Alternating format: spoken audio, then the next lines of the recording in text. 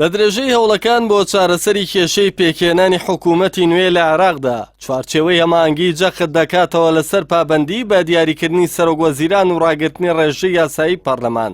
نوری مالیکی کە سەرکردەیەکی دیاری چوارچێوەی هەماهەنگیە مەکۆڕبوونیان لەسەر ئەو خواستا بۆ سەلامەتی کایی سیاسی و ڕێگری لە ئاژاوە ناو دەبات، چونکە وەکو ئەو دەڵێت پێکێنانی حکوومەتێکی بێهێز زیانگەیاندنە بە شکۆی دەوڵەت. هاوپەیمانی دەوڵەتی یاسا خاوەنی 32 کورسیە لە کۆی 329 کورسی پەرلەمانی عێراق.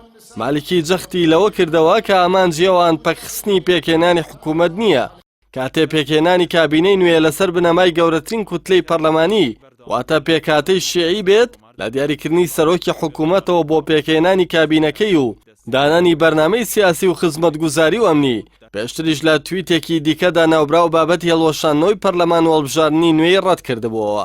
ئەو ڕاگەندراوەی مالیکی لە کاتێکدا کەوادەی هەڵبژاردننی سەرۆک کۆمار لە 26 مانگەدا دیاری کراوە کە پێشتر چەند جارێکی دیکە پەرلەمان بەوەی ناکامی لە پێکێنانی ڕێژەی یاساییدا سەرکەوتوو نەبوو.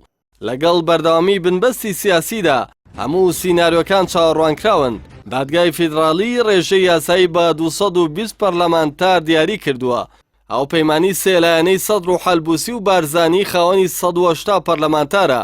پێویستی باچر پەرلەمانتاری دیکایە بۆیە موقتەدا سەدر داوای لە پەرلەمانتارە سەربەخۆکان کرد لە کۆبوونەوەکەی 26,000دا بەشداری بکەن و وڵات لەو گرفتاریە ڕزگار بکەن و بەرەوەڵسانەوەی ببەن. کوتلەی سەربەخۆکان خاوەنی 40 پەرلەمانتارن، بۆیە ئەو پەیمانی سێلایەنە چاویان لەسەر بەشداری ئەوانە بۆ دەرچوون لەو گرفتە یاساییە. لەو بارەیەوە عەدنان جابری ئەندامی پەرلەمان لە ئەوپەیمانی سەربەخۆکان ڕایگەیاند کە ئەوان پشتیوانی لە پێکهێنانی حکوومەتی زۆرینەی نیشتیمانی دەکەن بۆ مەرجەی بەشدار بن لە دیاریکردنی پاڵێوراوی سەرۆکوەزیراندا. نوری مالیکی پێی وایە ڕەشە لە سەربەخۆکان کراوە گەر بەشداری کۆبوونەوە نەکەن هەڵبژاردنەوەی پێشوەختە دەکرێتەوە.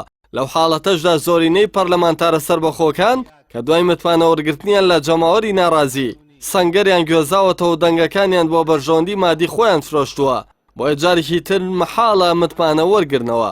بۆیە لە نێوان خواستی سەدر و چوارچێوەی هەماهەنگی و هەڵبژاردنەوەدا لادڵە ڕاوکێدان.